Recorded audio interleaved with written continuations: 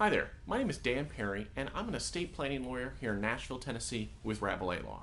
And what I want to talk to you about today is an important legal issue that really comes up anytime during the estate planning process. For example, I was working with a client right now, and they had asked me a question, and what they wanted to do was that they wanted to go ahead and start giving their assets away to their adult children. They wanted their children to go ahead and enjoy their inheritance during their lifetime. Well, I explained to this couple that that may not be the smartest decision to do. You see, when you start giving away assets during your lifetime, there's potential capital gains tax consequences. And I explained, for example, let's say you bought a home in 1950 for $50,000. And then in 2015, that same property was worth $300,000 and you gave it away to an adult son. Well, if that adult son then turned around and sold it, he would own capital gains tax on the $250,000 gain. You see, I explained to this couple that when you give an asset away during your lifetime, there is a carryover tax basis, meaning the amount that that property was when you purchased it has now been carried over to the person you gave the asset to for tax calculation purposes. Now, in contrast, I explained that if you gave away that asset at death to that adult son, then their tax basis for purpose of calculating that capital gains tax would be what that property is worth today on the day that they inherited it.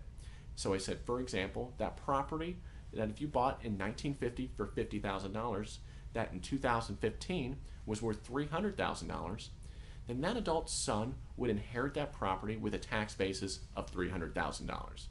And if he then turned around and sold it for $300,000, then there would be no capital gains tax because in essence there would be no gain.